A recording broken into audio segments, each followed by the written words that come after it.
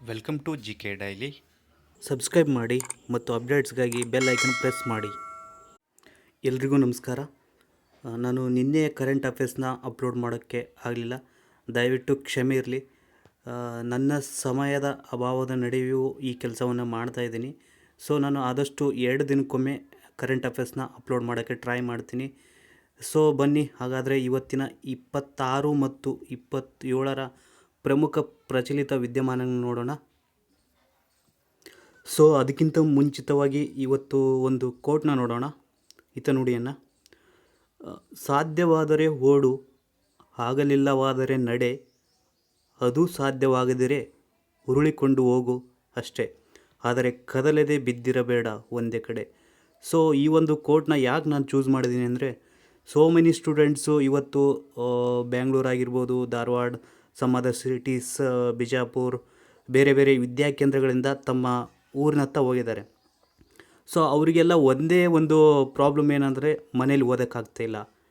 So ಆ ಒಂದು ನಿಟ್ಟಿನಲ್ಲಿ ನಾನು ಈ ಒಂದು ಕೋಡ್ನ ಚೂಸ್ ಮಾಡಿದ್ದೀನಿ. ಬಿಕಾಸ್ ನಿಮಗೆ ಮನೇಲಿ 8-10 ಅವರ್ಸು ಓದೋಕ್ಕೆ ಆಗದೇ ಇರ್ಬೋದು, ಆದರೆ ಸಿಕ್ಕಂಥ ಸಮಯವನ್ನು ಎಷ್ಟಾಗುತ್ತೋ ಅಷ್ಟು ಯೂಸ್ ಮಾಡ್ಕೊಳ್ಳಿ. ಸೊ ನಿಮಗೆ 8-10 ಅವರ್ಸ್ ಓದೋಕ್ಕಾಗದೇ ಇದ್ದರೆ ಆದಷ್ಟು ಒಂದು 4 ಅಥವಾ 5 ಅವರ್ಸ್ ಆದರೂ ಓದೋಕ್ಕೆ ಟ್ರೈ ಮಾಡಿ. ಅದು ಸಾಧ್ಯವಾಗಲ್ಲ ಅಂತಾದರೆ ನಿಮ್ಮ ಕೈಯಲ್ಲಿ ಹೇಗಿದ್ದರೂ ಮೊಬೈಲ್ ಇದೆ. ಸೊ ಆನ್ಲೈನ್ ಕ್ಲಾಸ್ ತೊಗೊಳ್ಳಿ. ಬೇರೆ ಬೇರೆ ಪ್ಲಾಟ್ಫಾರ್ಮಲ್ಲಿ ಆನ್ಲೈನ್ ಕ್ಲಾಸ್ ಇದೆ. ಹಾಗೆ ನಾನು ಮಾಡ್ತಾಯಿರೋ ಕರೆಂಟ್ ಅಫೇರ್ಸ್ನ ನಿಮ್ಗೆ ಇಷ್ಟ ಆದರೆ ನೋಡಿ, ಆಗ ನಿಮ್ಮ ಫ್ರೆಂಡ್ಸ್ಗೂ ಶೇರ್ ಮಾಡಿ. ಬಿಕಾಸ್ ನೀವು ಕರೆಂಟ್ ಅಫೇರ್ಸ್ನ ಈಗ ನೋಡೋದ್ರಿಂದ ನಿಮಗೆ ಮುಂದೆ ಎಲ್ಲ ಮ್ಯಾಗ್ಝಿನ್ಸ್ಗಳ ಒಂದೇ ಸಲಕ್ಕೆ ಓದೋಕ್ಕೆ ಆಗಲ್ಲ. ಒಂದೇ 4-5 ತಿಂಗಳದ್ದು ಮ್ಯಾಗ್ಝಿನ್ಸ್ ಎಲ್ಲ ಗುಡ್ಡೆ ಇಟ್ಕೊಂಡು ನಿಮಗೆ ಓದೋಕ್ಕೆ ಆಗಲ್ಲ. ಸೊ ಆ ಒಂದು ನಿಟ್ಟಿನಲ್ಲಿ ನಿಮಗೆ ಡೈಲಿ 10-15 ಮಿನಿಟ್ಸ್ ಕರೆಂಟ್ ಅಫೇರ್ಸ್ ನೋಡ್ತಾ ಹೋದರೆ ನಿಮಗೆ ಮುಂದೆ ಓದೋದಾದರೂ ಕೂಡ ನಿಮಗೆ ಆದಷ್ಟು ಭಾರ ಕಡಿಮೆ ಆಗುತ್ತೆ. ಸೊ ಆ ಒಂದು ನಿಟ್ಟಿನಲ್ಲಿ ನೀವು ಎಷ್ಟಾಗುತ್ತೋ ಅಷ್ಟು ಸಮಯವನ್ನು ಯೂಸ್ ಮಾಡ್ಕೊಳ್ಳಿ ಈ ಒಂದು ನಿಟ್ಟಿನಲ್ಲಿ. ಸೊ ಮನೇಲಿ ಓದೋಕ್ಕಾಗ್ತಾ ಇಲ್ಲ ಅನ್ನೋ ರೀಸನ್ಗೂ ಇಟ್ಕೊಂಡು ನೀವು ಇರೋವಂಥ ಸಮಯವನ್ನು ವೇಸ್ಟ್ ಹೋಗಬೇಡಿ. ಸೊ ಹಾಗೆ ಇವತ್ತಿನ ಪ್ರಮುಖ ಪ್ರಚಲಿತ ವಿದ್ಯಮಾನಗಳನ್ನು ಸ್ಟಾರ್ಟ್ ಮಾಡೋಣ. ಬನ್ನಿ, ಮೊದಲನೇ ಕ್ವೆಶ್ಚನ್ ಸ್ಟಾರ್ಟ್ ಮಾಡೋಣ.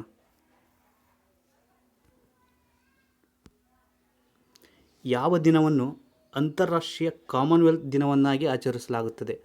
ಸೊ ಇದಕ್ಕೆ ಸರಿಯಾದಂಥ ಉತ್ತರ May 24, international Commonwealth day, May 24. So ಬನ್ನಿ ಇದರ ಎಕ್ಸ್ಪ್ಲನೇಷನ್ ನೋಡೋಣ. ಅಂತಾರಾಷ್ಟ್ರೀಯ ಕಾಮನ್ವೆಲ್ತ್ ದಿನವನ್ನು May 24ರಂದು ಆಚರಿಸಲಾಗ್ತಾಯಿದೆ. ಸೊ ಈ ವರ್ಷದ ಥೀಮ್ ಸಾಮಾನ್ಯ ಭವಿಷ್ಯವನ್ನು ತಲುಪಿಸುವ ನವೀನ ಪರಿವರ್ತನೆಯ ಕಾಮನ್ವೆಲ್ತ್. ಸೊ ಇದನ್ನು ಇಂಗ್ಲೀಷ್ನಲ್ಲಿ ನೋಡೋದಾದರೆ delivering a common future, connecting, innovating and transforming. ಹಾಗೆ ಕಾಮನ್ವೆಲ್ತ್ ನೇಷನ್ನ ಸ್ಥಾಪನೆ 1949. ಹಾಗೆ ಸದಸ್ಯ ರಾಷ್ಟ್ರಗಳ ಸಂಖ್ಯೆ 54. ಇದನ್ನು ಭಾಳ ಎಕ್ಸಾಮಲ್ಲಿ ಕೇಳಿದ್ದಾರೆ, 54. ಇನ್ನು ಪ್ರಮುಖವಾಗಿ ಆಟಗಳು ನಡೆದಂಥ ಸ್ಥಳ ಯಾವುದಂದರೆ 2010ರಲ್ಲಿ ನ್ಯೂ ಡೆಲ್ಲಿಯಲ್ಲಿ ನಡೆದಿದೆ. ಹಾಗೂ ಮುಂದೆ 2022ರಲ್ಲಿ ಬರ್ಮಿಂಗ್ಹ್ಯಾಮ್, ಇಂಗ್ಲೆಂಡ್ನಲ್ಲಿ ನಡೆದಿದೆ. ಸೊ ಇಲ್ಲಿ ನಿಮಗೆ 54 ಇಂಪಾರ್ಟೆಂಟ್ ಆಗುತ್ತೆ. ಯಾವ ರಾಜ್ಯವು ಕ್ರೀಡೆಗಳಿಗೆ ಉದ್ಯಮದ ಸ್ಥಾನಮಾನವನ್ನು ನೀಡಿದೆ? ಸೊ ಇದಕ್ಕೆ ಸರಿಯಾದಂಥ ಉತ್ತರ ಮಿಜೋರಾಂ. ಉದ್ಯಮದ ಸ್ಥಾನ ಮೀನ್ಸ್ ಇಂಡಸ್ಟ್ರಿಯಲ್ ಸ್ಟೇಟ್, ಮಿಜೋರಾಂ. ಬನ್ನಿ ಎಕ್ಸ್ಪ್ಲನೇಷನ್ ನೋಡೋಣ. ಈಶಾನ್ಯ ರಾಜ್ಯವಾದ ಮಿಜೋರಾಂ ಕ್ರೀಡೆಗಳಿಗೆ ಉದ್ಯಮದ ಸ್ಥಾನಮಾನವನ್ನು ನೀಡಿದೆ. ಇನ್ನು ಕ್ರೀಡೆಗಳನ್ನು ವೃತ್ತಿಪರಗೊಳಿಸುವುದು ಈ ನಿರ್ಧಾರದ ಮುಖ್ಯ ಗುರಿಯಾಗಿದೆ. ಇನ್ನು ಮಿಜೋರಾಂನ ಕ್ಯಾಪಿಟಲ್ ಐಜ್ವಾಲ್.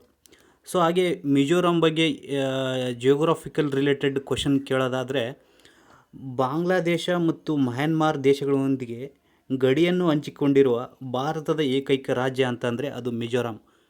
ಸೊ ಇಲ್ಲಿ ನೋಡ್ಬೋದು ನೀವು, ಈ ಕಡೆ ಮಯನ್ಮಾರ್ ಇದೆ, ಈ ಕಡೆ ಬಾಂಗ್ಲಾದೇಶ ಇದೆ.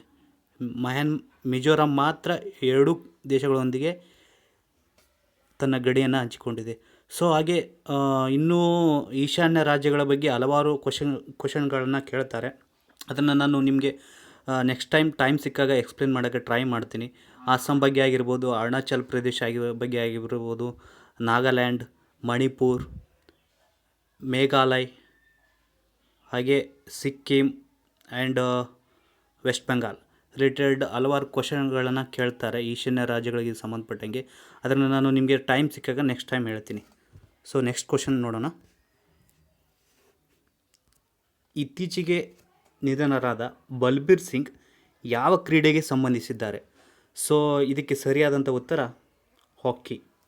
ಬಲ್ಬೀರ್ ಸಿಂಗ್ ರೀಸೆಂಟಾಗಿ ಇವರು ನಿಧನ ಹೊಂದಿದರು. ಇವರು ಹಾಕಿ ಆಟಕ್ಕೆ ಸಂಬಂಧಪಟ್ಟಿದ್ದಾರೆ. ಸ್ವತಂತ್ರ ಭಾರತದ ಮೊಟ್ಟ ಮೊದಲ ಕ್ರೀಡಾ ತಾರೆ ಹಾಗೂ 3 ಒಲಿಂಪಿಕ್ ಸ್ವರ್ಣ ಪದಕಗಳ ಒಡೆಯರಾದ ಹಾಕಿ ದಿಗ್ಗಜ ಬಲ್ಬೀರ್ ಸಿಂಗ್ ನಿಧನ ಹೊಂದಿದ್ದಾರೆ. ಇನ್ನು ಸ್ವಾತಂತ್ರ್ಯದ ಬಳಿಕ ಭಾರತ ತಂಡ ಆಡಿದ ಮೊಟ್ಟ ಮೊದಲ ಒಲಿಂಪಿಕ್ಸ್ನಲ್ಲಿ ಮೀನ್ಸ್ 1948 ಬಲ್ಬೀರ್ ಸಿಂಗ್ ಸ್ವರ್ಣ ಗೆಲುವಿನಲ್ಲಿ ಪ್ರಮುಖ ಪಾತ್ರ ವಹಿಸಿದ್ದಾರೆ. ಇನ್ನು 1956ರ ಒಲಿಂಪಿಕ್ಸ್ನಲ್ಲಿ ಸ್ವರ್ಣ ಜಯಿಸಿದ ಭಾರತ ತಂಡಕ್ಕೆ ನಾಯಕರು ಕೂಡ ಆಗಿದ್ದರು. ಸೊ ಹಾಗೆ ಇವರು ಸ್ವತಂತ್ರ ಪೂರ್ವದಲ್ಲಿ ಭಾರತ ಸ್ವರ್ಣ ಗೆದ್ದಿದ್ದು ಅಂದರೆ 1978. ಇವರು ಆ ಒಂದು ಇಲ್ಲಿ 2 ಪಾಯಿಂಟ್ಸ್ಗಳನ್ನ ನೆನ್ಪಿಟ್ಕೋಬೇಕಾಗುತ್ತೆ. ಸ್ವಾತಂತ್ರ್ಯ ನಂತರ ಗೆದ್ದಿದ್ದು 1948, ಬಿಫೋರ್ ಫ್ರೀಡಮ್ ಗೆದ್ದಿದ್ದು 1928. ಇದನ್ನು 2017ರ FDA ಅಥವಾ SDA ಎಕ್ಸಾಮ್ ಯಾವುದೋ ಒಂದು ಎಕ್ಸಾಮಲ್ಲಿ ಈ ಕ್ವಶನ್ನ ಕೇಳಿದ್ದಾರೆ. 1928. ವಿಶ್ವಸಂಸ್ಥೆಯ ಪ್ರಕೃತಿ ಮತ್ತು ಜೀವವೈವಿಧ್ಯತೆಯ ಸೂಪರ್ ವರ್ಷ ಎಂದು ಘೋಷಿಸಲಾದ ವರ್ಷ ಯಾವುದು? ಸೊ ಇದಕ್ಕೆ ಸರಿಯಾದಂಥ ಉತ್ತರ 2020 ಪ್ರಕೃತಿ ಮತ್ತು ಜೀವವೈವಿಧ್ಯತೆಯ ಸೂಪರ್ ಇಯರ್.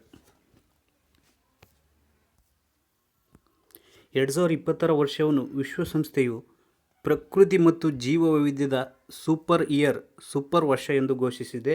ಈ ವರ್ಷವು ಪ್ರಕೃತಿಯನ್ನು ವಿನಾಶದ ಅಂಚಿನಿಂದ ಮರಳಿ ತರುವ ಪ್ರಯತ್ನಗಳು ಮತ್ತು ಅವಕಾಶಗಳ ಮೇಲೆ ಈ ಒಂದು ವರ್ಷ ಕೇಂದ್ರೀಕರಿಸಲಾಗುತ್ತದೆ. ಸೊ ಯುನೈಟೆಡ್ ನೇಷನ್ 2020ರ ವರ್ಷವನ್ನು international year of plant health ಅಂತ ಘೋಷಣೆ ಮಾಡಿದೆ. Most important for upcoming exams, international year of plant health. So ಹಾಗೆ 2019 ಇಂಟರ್ನ್ಯಾಷನಲ್ ಇಯರ್ ಆಫ್ ಇಂಡಿಜಿಯಸ್ ಲ್ಯಾಂಗ್ವೇಜಸ್ ಅಂದರೆ ಸ್ಥಳೀಯ ಭಾಷೆಗಳ ವರ್ಷ ಅಂತ ಕೂಡ 2019 ಕರೆಯಲಾಗಿದೆ. ಸೊ ಇಲ್ಲಿ ಅಪ್ಕಮಿಂಗ್ ಎಕ್ಸಾಮ್ಸಲ್ಲಿ international year of plant health most important. ಯಾವ ರಾಜ್ಯವು ಸ್ಥಳೀಯವಾಗಿ ಬೆದರಿಕೆ ಹಾಕಿದ ಸಸ್ಯವರ್ಗಗಳ ಸಂರಕ್ಷಣೆ ಕುರಿತು ವರದಿಯನ್ನು ಬಿಡುಗಡೆ ಮಾಡಿದೆ? Conservation of endemic threatened ಫ್ಲೋರಾಸ್. So ಇತ್ತೀಚೆಗೆ ಒಂದು ರಾಜ್ಯ ಬೆದರಿಕೆ ಹಾಕಿದ ಸಸ್ಯಗಳ ವರ್ಗಗಳ ಕುರಿತು ಒಂದು ವರದಿಯನ್ನು ಬಿಡುಗಡೆ ಮಾಡಿತ್ತು. ಸೊ ಆ ರಾಜ್ಯ ಯಾವುದಂತಂದರೆ ಉತ್ತರಾಖಂಡ್. ಸೊ ಇದರ ಎಕ್ಸ್ಪ್ಲನೇಷನ್ ನೋಡೋದಾದರೆ 1100ಕ್ಕೂ ಹೆಚ್ಚು ಅಪರೂಪದ ಸಸ್ಯಗಳನ್ನು ಅಳಿವಿನಂಚಿನಲ್ಲಿ ಉಳಿಸುವ ಸಂರಕ್ಷಣಾ ಪ್ರಯತ್ನಗಳನ್ನು ಎತ್ತಿ ತೋರಿಸುವ ವರದಿಯನ್ನು ಬಿಡುಗಡೆ ಮಾಡಿದ ಮೊದಲ ರಾಜ್ಯ ಉತ್ತರಾಖಂಡ್. ಭಾರತದಲ್ಲಿ ಮೊದಲ ರಾಜ್ಯ ಉತ್ತರಾಖಂಡ್. ಇನ್ನು IUCN means international union of conservation nature, ಇದು ಪ್ರಮುಖವಾಗಿ ಅಳಿವಿನಂಚಿನಲ್ಲಿರುವ ಪ್ರಭೇದಗಳ ಬಗ್ಗೆ ಒಂದು ಮಾಹಿತಿಯನ್ನು ನೀಡುತ್ತದೆ. ಅದು ರೆಡ್ ಡಾಟಾ ಬುಕ್ನಲ್ಲಿ ಒಂದು ಅಪ್ಡೇಟ್ ಮಾಡುತ್ತೆ. ಸೊ ಇದನ್ನು ಭಾಳ ಎಕ್ಸಾಮಲ್ಲಿ ಕೇಳಿದರೆ ರೆಡ್ ಡಾಟಾ ಬುಕ್ ಯಾರು ಬಿಡುಗಡೆ ಮಾಡ್ತಾರೆ? IUCN. ಹಾಗೆ ಭಾರತದಲ್ಲಿ ಕೆಲವು ಅಳಿವಿನಂಚಿನಲ್ಲಿರುವ ಪ್ರಭೇದಗಳ ಬಗ್ಗೆ ಮಾಹಿತಿ ಕೊಡ್ತೀನಿ. ಗೀರ್ ಫಾರೆಸ್ಟ್ನಲ್ಲಿರುವ ಏಷ್ಯಾಟಿಕ್ ಸಿಂಹ, ಭಾರತದ ಪಶ್ಚಿಮ ಘಟ್ಟಗಳಲ್ಲಿ ಸಿಂಹಬಾಲದ ಕೋತಿ, ನೀಲಗಿರಿನ ತಾರ್ ಅಳಿವಿನಂಚಿನಲ್ಲಿರುವ ಪ್ರಭೇದಗಳಾಗಿವೆ. ಇನ್ನು ಭಾಳ ಇದ್ದಾವೆ. ಸೊ ಎಕ್ಸಾಂಪಲ್ ಆಗಿ ಹೇಳೋದಾದರೆ ನೀಲಗಿರಿನ ತಾರ್, ಪಶ್ಚಿಮ ಘಟ್ಟಗಳಲ್ಲಿ ಸಿಂಹಬಾಲದ ಕೋತಿ, ಗೀರ್ ಫಾರೆಸ್ಟ್ನಲ್ಲಿರುವ ಏಷ್ಯಾಟಿಕ್ ಸಿಂಹ. ಸೊ ಇಲ್ಲಿ ಇಂಪಾರ್ಟೆಂಟ್ ಅಂದರೆ ರೆಡ್ ಡಾಟಾ ಬುಕ್ IUCN. ಇತ್ತೀಚೆಗೆ HD ಗುಣಮಟ್ಟದ 1000 ಸಿನಿಮಾಗಳನ್ನು ಕ್ಷಣಾರ್ಧದಲ್ಲಿ ಡೌನ್ಲೋಡ್ ಮಾಡುವಷ್ಟು ಅತಿ ವೇಗದ ಇಂಟರ್ನೆಟ್ ಡೇಟಾ ಪರೀಕ್ಷೆಯಲ್ಲಿ ಯಾವ ದೇಶದ ಸಂಶೋಧಕರು ಯಶಸ್ವಿಯಾಗಿದ್ದಾರೆ? ಸೊ ರೀಸೆಂಟಾಗಿ ಒಂದು ಕಂಟ್ರಿ ಹೈ ಡೆಫಿನೇಷನ್ ಕ್ವಾಲಿಟಿ ವಿಡಿಯೋಗಳನ್ನ ಅಂದರೆ ವಿತಿನ್ ಸೆಕೆಂಡ್ಸಲ್ಲಿ ಡೌನ್ಲೋಡ್ ಮಾಡೋ ಟೆಕ್ನಾಲಜಿನ ಕಂಡುಹಿಡಿದ್ದಾರೆ. ಸೊ ಯಾವ ದೇಶ ಅಂತಂದರೆ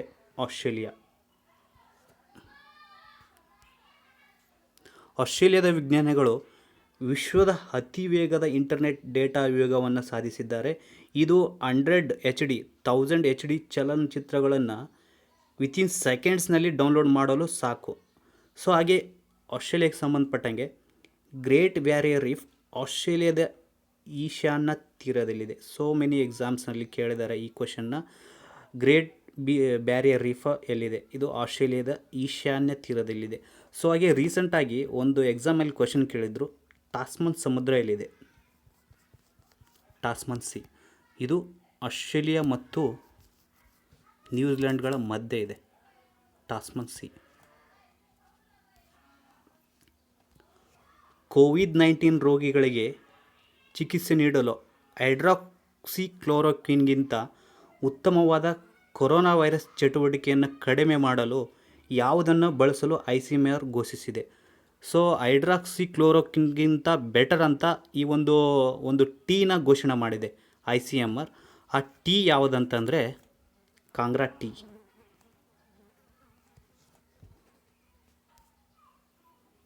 Indian council of medical research ICMR ಇತ್ತೀಚೆಗೆ ಹೈಡ್ರಾಕ್ಸಿಕ್ಲೋರೋಕ್ವಿನ್ ಕುರಿತ ತನ್ನ ವರದಿಯನ್ನು ಪರಿಷ್ಕರಿಸಿ ಕಾಂಗ್ರಾ ಟೀ ಬಳಕೆಗೆ ಸಲಹೆ ನೀಡಿತು. ಇನ್ನು ಕಾಂಗ್ರಾ ಟೀ ಹಿಮಾಚಲ್ ಪ್ರದೇಶದ ಕಾಂಗ್ರಾ ಜಿಲ್ಲೆಯ ಚಹಾ ವಿಧವಾಗಿದೆ. ಇನ್ನು ಈ ಚಹಾ 2005ರಲ್ಲಿ GI ಟ್ಯಾಗ್ ಪಡೆದಿದೆ. First tea Darjeeling tea. ನಿನ್ನೆ ಕ್ಲಾಸಲ್ಲಿ ಹೇಳಿದ್ದೀನಿ ಡಾರ್ಜಿಲಿಂಗ್ ಟೀ. ಕಾಂಗ್ರಾ ಚಹಾವು ಚೀನಾದ ಪ್ರಭೇದವಾಗಿದ್ದು ಕೆಮೆಲಿಯಾ ಸೆನೆನ್ಸಿಸ್ ಎಂದು ಕರೆಯಲ್ಪಡುತ್ತದೆ. ಸೊ ಇಲ್ಲಿ ನಿಮಗೆ ಯಾವ ಟೀ ಬಳಕೆಯನ್ನು ICMR ಪ್ರೋತ್ಸಾಹಿಸು ಅಂತ ಕೇಳಿದ್ರೆ Kangra tea most important. COVID-19 ಸಾಂಕ್ರಾಮಿಕ ರೋಗದ ವಿರುದ್ಧ ಹೋರಾಡುವ 10 ಜಾಗತಿಕ ಉಪಕ್ರಮಗಳಲ್ಲಿ ಯಾವ ಭಾರತೀಯ ಉಪಕ್ರಮವನ್ನು ಪಟ್ಟಿ ಮಾಡಲಾಗಿದೆ? ಸೊ ರೀಸೆಂಟಾಗಿ ಯುನೈಟೆಡ್ ನೇಷನ್ನ 10 ಜಾಗತಿಕ ಉಪಕ್ರಮಗಳಲ್ಲಿ ಭಾರತದ ಒಂದು ಉಪಕ್ರಮವನ್ನು ಪಟ್ಟಿ ಮಾಡಲಾಗಿದೆ. ಸೊ ಅದು ಯಾವುದಂತಂದರೆ ಕುಡೋಲ್. ಇದರ ಎಕ್ಸ್ಪ್ಲನೇಷನ್ ನೋಡೋದಾದರೆ, ಕೋವಿಡ್-19 ವಿರುದ್ಧ ಹೋರಾಡುವ ಜಾಗತಿಕ 10 ಪ್ರಮುಖ ಉಪಕ್ರಮಗಳಲ್ಲಿ ಮಣಿಪುರದ ಮೋಸ್ಟ್ ಇಂಪಾರ್ಟೆಂಟ್ ಕುಡೋಲ್ ಉಪಕ್ರಮವನ್ನು ವಿಶ್ವಸಂಸ್ಥೆ ಪಟ್ಟಿ ಮಾಡಿದೆ. ಇನ್ನು ಇದು ಕುಡೋಲ್ ಬಗ್ಗೆ ನೋಡೋದಾದರೆ ಯಾ ಆಲ್ ಕ್ರೌಡ್ ಫಂಡ್ನ ಉಪಕ್ರಮವಾಗಿದೆ. ಇದು 2017ರಲ್ಲಿ ಸ್ಥಾಪಿಸಲಾದ ಇಂಫಾಲ್ ಮೂಲದ NGO ಸಂಸ್ಥೆ ಆಗಿದೆ. ಇನ್ನು ಈ ಯೋಜನೆಯು LGBTQI+ ಸಮುದಾಯ, HIV ವಾಸಿಸುವ ಜನರು ಮತ್ತು ಇತರ ದುರ್ಬಲ ಜನರಿಗೆ ಆಹಾರ ಮತ್ತು ಆರೋಗ್ಯ ಸೇವೆ ಒದಗಿಸುವುದನ್ನು ಒಳಗೊಂಡಿರುತ್ತದೆ. ಸೊ ಇಲ್ಲಿ ಇಂಪಾರ್ಟೆಂಟ್ ಮಣಿಪುರ ಹಾಗೂ ಕುಡೋಲ್. ವಿಶ್ವಸಂಸ್ಥೆಯ ಇತಿಹಾಸದಲ್ಲಿ ಇದೇ ಮೊದಲ ಬಾರಿಗೆ ಪ್ರತಿಷ್ಠಿತ ವಿಶ್ವಸಂಸ್ಥೆಯ ವರ್ಷದ ಸೇನಾ ಲಿಂಗ ಸಮಾನತೆ ಪ್ರಶಸ್ತಿಯನ್ನು ಯಾವ ಭಾರತೀಯ ಮಹಿಳೆಗೆ ನೀಡಲಾಗಿದೆ? ಸೊ ರೀಸೆಂಟಾಗಿ ವಿಶ್ವಸಂಸ್ಥೆ 2 ಮಹಿಳೆಯರಿಗೆ ಈ ಪ್ರಶಸ್ತಿಯನ್ನು ಪ್ರದಾನ ಮಾಡಲಾಯಿತು. ಸೊ ಅದರಲ್ಲಿ ಭಾರತದ ಮಹಿಳೆ major Suman Gavani, most important for upcoming exams. Major Suman Gavani ವಿಶ್ವಸಂಸ್ಥೆಯ ವರ್ಷದ ಸೇನಾ ಲಿಂಗ ಸಮಾನತೆ ಪ್ರಶಸ್ತಿ. ಭಾರತೀಯ ಮಹಿಳೆ ಮೇಜರ್ ಸುಮನ್ ಗವಾನಿ. ವಿಶ್ವಸಂಸ್ಥೆಯ ಇತಿಹಾಸದಲ್ಲಿ ಇದೇ ಮೊದಲ ಬಾರಿಗೆ ಪ್ರತಿಷ್ಠಿತ ವಿಶ್ವಸಂಸ್ಥೆಯ ವರ್ಷದ ಸೇನಾ ಲಿಂಗ ಸಮಾನತೆ ಪ್ರಶಸ್ತಿಯನ್ನು 2 ಮಹಿಳೆಯರಿಗೆ ನೀಡಲಾಗಿದೆ. ವಿಶೇಷ ಏನಂದರೆ ಭಾರತೀಯ ಸೇನೆಯ ಅಧಿಕಾರಿ ಮೇಜರ್ ಸುಮನ್ ಗವಾನಿ ಹಾಗೂ ಬ್ರೆಜಿಲ್ನ ವಾಯುಪಡೆಯ ಕಮಾಂಡರ್ ಕಾರ್ಲಾ ಮೆಂಟೆರೋ ಡೆ ಕಾಣೋ ಅಲೋಜೋ ಈ ಪ್ರತಿಷ್ಠಿತ ಪ್ರಶಸ್ತಿಗೆ ಪಾತ್ರರಾಗಿದ್ದಾರೆ.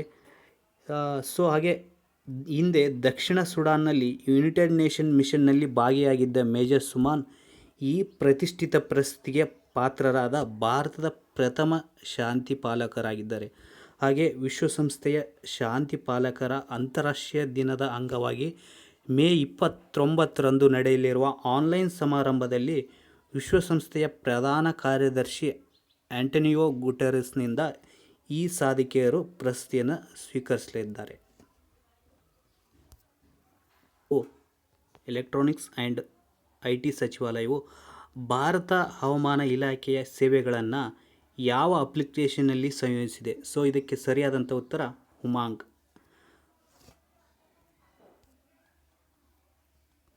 ಎಲೆಕ್ಟ್ರಾನಿಕ್ಸ್ ಮತ್ತು IT ಸಚಿವಾಲಯವು ಇತ್ತೀಚೆಗೆ ಉಮಾಂಗ್ ಆ್ಯಪ್ನಲ್ಲಿ ಭಾರತದ ಹವಾಮಾನ ಇಲಾಖೆಯ 7 ಸೇವೆಗಳನ್ನು ಸಂಯೋಜಿಸಿದೆ.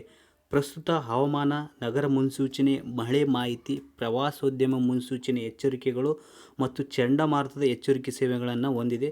ಸೊ ಇನ್ನು ಉಮಾಂಗ್ನ ಫುಲ್ ಫಾರ್ಮ್ ಏನಂತಂದರೆ unified mobile application for new age governance, important for upcoming exams. ಹಾಗೂ ಈ ಒಂದು ಆ್ಯಪ್ನ ಸ್ಟಾರ್ಟ್ ಮಾಡಿದ್ದ ಅಂತಂದರೆ 2017ರಲ್ಲಿ.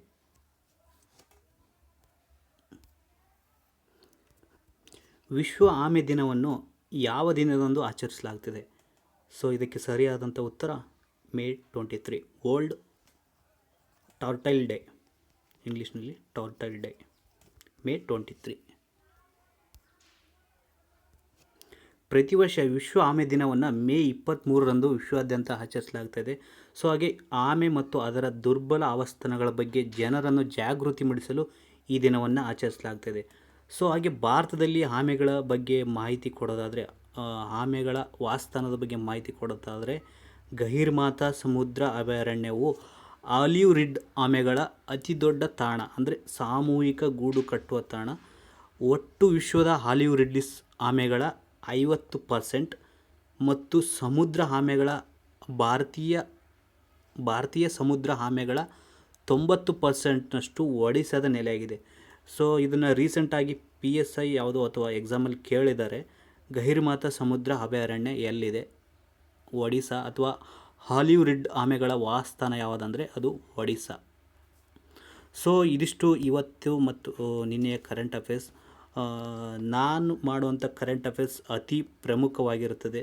ಸೊ ಇದರಲ್ಲಿ ಕೆಲವೊಂದು ಎಕ್ಸ್ಟ್ರಾ ಇನ್ಫಾರ್ಮೇಷನ್ ಕೊಡೋಕ್ಕೆ ಟ್ರೈ ಮಾಡಿದ್ದೀನಿ, ವೇಸ್ಟ್ ಕರೆಂಟ್ ಅಫೇರ್ಸ್ ಇರೋದಿಲ್ಲ. ಸೊ ಹಾಗೆ ಇದಿಷ್ಟು ನಾನು ಇತ್ತೀಚೆಗೆ ಸ್ಟಾರ್ಟ್ ಮಾಡಿದಂಥ ಕರೆಂಟ್ ಅಫೇರ್ಸ್ ಆಗಿದೆ. ನಾನು ಕೊಡುವಂಥ ಮಾಹಿತಿಯಲ್ಲಿ ಯಾವುದಾದ್ರೂ ಕೊರತೆ ಆದರೆ ಅದನ್ನು ಕಮೆಂಟ್ ಬಾಕ್ಸಲ್ಲಿ ಕಮೆಂಟ್ ಮಾಡಿ. ಹಾಗೆ ನಾನು ಇನ್ನೂ ಏನು ಇಂಪ್ರೂವ್ ಮಾಡ್ಕೋಬೇಕು ಅದ್ರ ಬಗ್ಗೆನೂ ಕಮೆಂಟ್ ಬಾಕ್ಸಲ್ಲಿ ನೀವು ಕಮೆಂಟ್ ಮಾಡ್ಬೋದು. ಹಾಗೆ ನಿಮ್ಮ ಫ್ರೆಂಡ್ಸ್ಗೆ ದಯವಿಟ್ಟು ಶೇರ್ ಮಾಡಿ, ಸಬ್ಸ್ಕ್ರೈಬ್ ಮಾಡಿ ಅಂತ ಹೇಳ್ತಾ ಇವತ್ತಿನ ಕರೆಂಟ್ ಅಫೇರ್ಸ್ನ ಮುಕ್ತಾಯಗೊಳಿಸ್ತಾ ಇದ್ದೀನಿ. ಧನ್ಯವಾದಗಳು. Thanks for watching. Please like and share and don't forget to subscribe.